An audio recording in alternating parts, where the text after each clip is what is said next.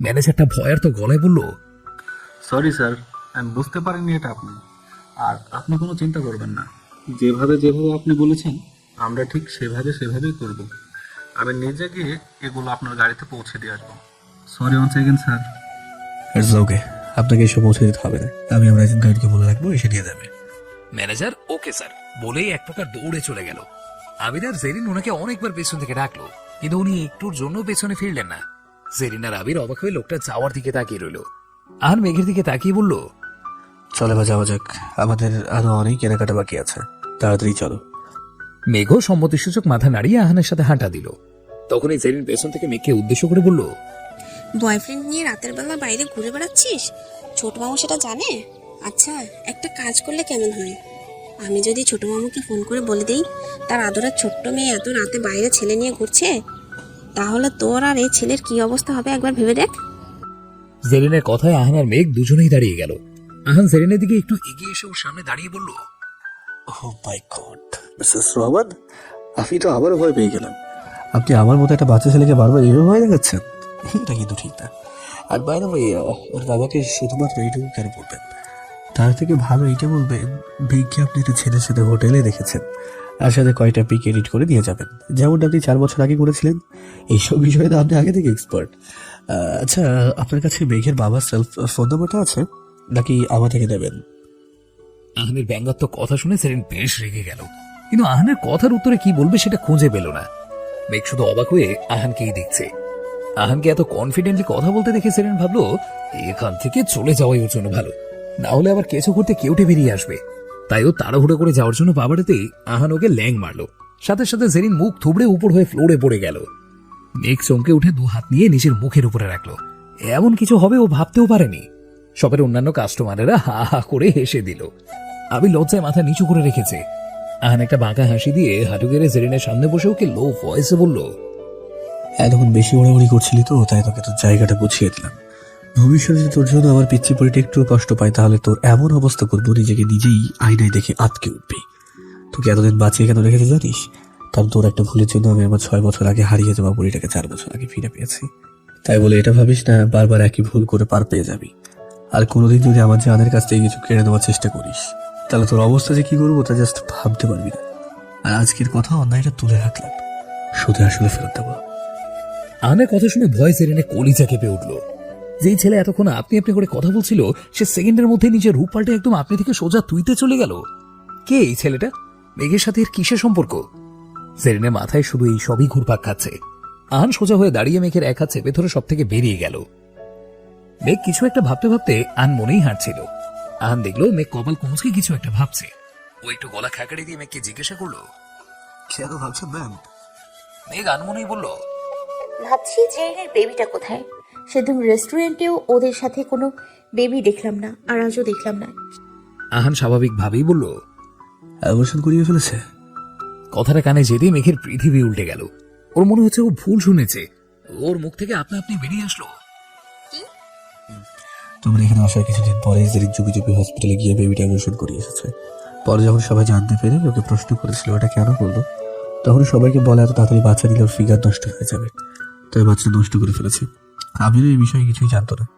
যেদিন সবাই জানতে পারলো তার 2 দিন পরে ও কানাডা চলে গিয়েছে, গত মাসেই ফিরেছে। মেঘের চোখ থেকে 2 ফোঁটা পানি গড়িয়ে পড়লো। কেউ দেখার আগেই খুব সাবধানে সেটা মুছেও ফেললো, কিন্তু আহানের চোখে ঠিকই পড়েছে।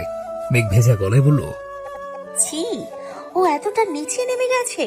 একটা বাচ্চা যে কিনা পৃথিবীর আলো অবধি দেখেনি, ও সেই নিষ্পাপ বাচ্চাটাকে মেরে ফেলেছে। মানুষ কতটা নিষ্ঠুর হলে নিজের সন্তানকে নিজের হাতে মেরে ফেলতে পারে, জানোয়ার একটা। কথাটা বলতে বলতে মেঘের চোখ দুটো আবারও ভিজে এলো। ও চোখের পানিটা মুছে আহানকে জিজ্ঞাসা করলো, আচ্ছা, এসব আপনি কিভাবে জানলেন? কবে জানলেন? আর আমাকে এতদিন জানাননি কেন? মাম্মাম বাবাই। আমি অনেক আগে থেকে জানতাম মেঘ, যখন এই কাহিনী ঘটেছে তখন থেকে। আর শুধু মামুনি পাপারা, আমরা সবাই এই ঘটনা জানতাম। তোমাকে জানাইনি কারণ তুমি তখন অনেক পিছিয়ে ছিলে। অলরেডি তোমার উপর দিয়ে অনেক ঝড় গেছিল। ডাক্তার বলেছিল তোমাকে যেন অতিরিক্ত মানসিক চাপ নেওয়া না হয়, তাই তোমাকে কেউ কিছু বলেনি। মেঘ একটা দীর্ঘশ্বাস ফেললো। কিছু কিছু স্বার্থপর মানুষের জন্য চোখের পানি ফেলার কোনো মানেই হয় না। এই মানুষগুলো একদম ডাস্টবিনের ময়লার মতো হয়, যার জীবনেই ঢোকে তার জীবনটাকে নষ্ট করে ফেলে। দুজনে বেশ অনেকক্ষণ চুপ রইল। তারপর হঠাৎই মেঘের মনে পড়লো ওরা শপিং এ কেন এসেছে সেটাই তো জিজ্ঞেস করা হয়নি। মেঘ বলল, আমরা হঠাৎ সবাই মিলে শপিংয়ে কেন এসছি? এমন তো তখনই হয় যখন আমাদের বাড়িতে কোনো অনুষ্ঠান হয়। আহান চেহারায় একটু বিরক্তি ভাব ফুটিয়ে বলল, আরে তোমার চাচাতো ভাই ইফাতটা কি না কয়েকদিন পরের বিয়ে না, সে উপলক্ষে শপিং করা হচ্ছে। তোমরা সবাই সেখানে কি ড্রেস পরবে, কি জুয়েলারি পরবে, পাত্রীকে কি কি দেওয়া হবে এইসব আর কি। মেঘ নিজের মুখটা গোল করে বলল, ও ভার্সিটির মাঠের এক পাশে বসে আছে দিশা, মেঘ, সারিকা, সাইফা। রিজা আজকে ভার্সিটিতে আসেনি, ওদের ক্লাস শুরু হতে আরো অনেক দেরি আছে। তাই মাঠে বসে বসে চারজন খাতায় কাগজ ছিঁড়ে নৌকো বানাচ্ছে। চারজনই এমন ভাবে মনোযোগী হয়ে কাজটা করছে যেন এই মুহূর্তে ঘূর্ণিঝড় হয়ে গেল ওরা কিচ্ছুটি টের পাবে না। অলরেডি 40টার মতো নৌকা বানিয়েও ফেলেছে। হঠাৎ সাঁ করে দুইটা বাইক ভার্সিটি গেট দিয়ে প্রবেশ করলো। বাইক দুটো এত স্পিডে আসায় মেঘেদের কাগজের নৌকাগুলো সব বাতাসে উড়ে গিয়ে পাশের পুকুরে পড়ে গেল। আচমকা এমনটা হয় মেঘ, দিশা, সারিকা, সাইফা হতভম্ব হয়ে গেল। ওরা চারজনই রাগেই মুড নিয়ে ঘাড় ঘুরিয়ে যেখানে বাইক দুটো থেমেছে সেই দিকে তাকালো। বাইক থামতেই হেলমেট খুলে বাইক থেকে নামলো আহির আর মিহির। দুজনের পরনে ব্ল্যাক জিন্স, সাদা টি শার্ট, সাথে ব্ল্যাক লেদারের জ্যাকেট, চুলগুলো স্পাইক করা, দুজনের পিঠেই গিটার ঝুলানো, টি শার্টের সাথে সানগ্লাসটা ঝুলিয়ে রেখেছে। ওদের দেখে মনে হচ্ছে ওরা দুজনেই টুইন্স। ভার্সিটির অনেক মেয়েরা হা করে ওদের দিকেই তাকিয়ে আছে। ওরা বাইক থেকে নামতেই ওদের বন্ধুরা এসে ওদের ঘিরে ধরলো। সাইফা রগে গজগজ করতে করতে বলল, এদের দেখে কে বলবে এরা ভার্সিটিতে এসেছে? এমন ভাব সেজে এসেছে যেন লেখাপড়া করতে না, কনসার্ট করতে এসেছে। যত সব, এদের ভাব দেখলে মনে হয় এক বাটি পানিতে ডুবে মরে চাই। আর মেয়েগুলোকে দেখো কেমন হা করে তাকিয়েছে, যেন জীবনে কোনোদিন ছেলেও দেখেনি। ওরে বই, নিজেদের মুখটা একটু বন্ধ কর, না হলে তো মুখে মশা ঢুকে যাবে। ওদের ভাব নিয়ে আমি বের করছি। বলেই মেঘ বসা থেকে উঠে গিয়ে মিহির আর আহিরের সামনে দাঁড়ালো। ওরা দুজন এতক্ষণ ওদের বন্ধুদের সাথে কথা বলছিল। মেঘকে এইভাবে ওদের সামনে এসে দাঁড়াতে দেখে দুজনে ভ্রু কুঁচকে মেঘের দিকে তাকালো। আহির বলল, কিরে এভাবে ফুলে বেলুন আছিস কেন? মেঘ দাঁতে দাঁত চেপে বলল, তোমরা আমাদের এত কষ্ট করে বানানো নৌকাগুলোতে উঠিয়ে পানি কেন ফেলে দিচ্ছে? আহির কনফিউজড হয়ে বলল, চাপ বাবা, আমরা আবার কখন নৌকা উড়িয়ে পানিতে ফেলে দিলাম? হ্যাঁ, মিহির কখনো শুনেছিস কাঠের নৌকা উড়িয়ে পানিতে ফেলা যায়? মিহির মেঘকে উদ্দেশ্য করে বলল, তুই কাঠ মিস্ত্রি কাজ করতে শুরু করলি? হ্যাঁ, আমাদের তো বলিসনি। মেঘ চেঁচিয়ে বলল, একদম বাজে বকবে না। তোমরা আমাদের কাগজের তৈরি নৌকোগুলো উড়িয়ে পুকুরে ফেলে দিয়েছো। জানো কত কষ্ট করে ওইগুলো বানিয়েছি? মেঘের কথা শুনে আহির মিহির হা হা করে হেসে দিল। সাথে ওদের বন্ধুরাও মুখ টিপে হাসছে। মিহির হাসতে হাসতে বলল, এত বড় মেয়ে কাগজ দিয়ে নৌকা বানিয়েছে, বাবা যায়। কি আমাকে একটা কচু গাছ এনে দেয়, আমি সেটাই ঝুলে পড়ি। আহির এসে এক হাত মেঘের কাঁধে রেখে বলল, নৌকাগুলো নিশ্চয়ই পানিতে ভাসানোর জন্যই বানিয়েছিলি। যেটা তোরা পরে করতি সেটা আমরা আগে করে দিয়েছি। পরে একটা একটা করে কষ্ট করে নৌকাগুলো তোদের পানিতে ভাসাতে হতো, এতে তোদের শক্তি আর সময় দুটোই নষ্ট হতো। এখন তোদের কাজটা আরো সহজ করে দিয়েছি আমরা। এবার চল ক্লাসে যা ক্লাসে। মেঘর কাছ থেকে আহিরের হাতটা ঝাড়া দিয়ে ছাড়িয়ে হন হন করে সেখান থেকে চলে গেল। মিহির অবাক গলায় বলল, এটা কি হলো? ও কিছু না বলে চলে গেল। আজকে সূর্যটা কোন দিক থেকে উঠলো বলতো? প্রত্যেক দিন সূর্য যে দিক থেকে উঠে আজও সেদিক থেকেই উঠেছে। মেঘের কথা শুনে ওরা সবাই মেঘের দিকে তাকালো। দেখলো মেঘ আর দিশা দুজন দু হাতে দুটা পানির বোতল নিয়ে দাঁড়িয়ে আছে। আহির আর মিহির চোখ ছোট ছোট করে ওদের দুজনের দিকে তাকিয়ে বোঝার চেষ্টা করছে ওরা কি করতে চাইছে। মেঘ আর দিশা আহির মিহিরের সামনে এসে বোতলে সব পানি ওদের মাথায় ঢেলে দিল। ঘটনার আকস্মিকতা সবার চোখ বড় বড় হয়ে গেল। মিহির আর আহির জোরে একটা চিৎকার দিল। মিহির বলল, ইউ ইডিয়েট, এটা কি করলি? মেঘ মিহিরের বুকে ঝুলানো সানগ্লাসটা নিয়ে নিচে চোখে দিয়ে বলল, তোদের কাজটা সহজ করে দিলাম। দেখ, তোরা বাড়িতে গিয়ে এমনিতেও শাওয়ার নিতি, যেটা তোরা একটু পর করতি সেটা আমি এখন করলাম। তোদের বাড়িতে গিয়ে এত কষ্ট করে শাওয়ার নিতে হতো, তোদের বাড়িতে গিয়ে কত কষ্ট করে শাওয়ার নিতে হতো। অসহায় বাচ্চাদের মতো মুখ করে মীরা রহমানের দিকে তাকিয়ে আছে মেঘ, কিন্তু তাতে মীরা রহমানের কোনো হেলদোল নেই। উনি উনার মতো করে একে একে লেহেঙ্গা, জুতা, ফুলে জুয়েলারি শপিং ব্যাগ থেকে বের করে খাটের উপরে মেঘের সামনে রাখছে। মীরা রহমান ব্যস্ত ভঙ্গিতে বললেন, মুখ ফুলিয়ে বসে না থেকে তাড়াতাড়ি এগুলো পরে রেডি হয়ে নাও, আমাদের অলরেডি অনেক দেরি হয়ে গেছে। মেঘ গাল ফুলিয়ে বলল, মাম্মা আমি ওখানে যাব না, প্লিজ তোমরা যাও, আমার ইচ্ছা করছে না ওখানে যেতে। ওখানে গেলেই দেখবে যেদিন আমার পেছনে উঠে পড়ে লেগেছে, ও আমাকে অপমান করার একটা চান্সও ছাড়বে না।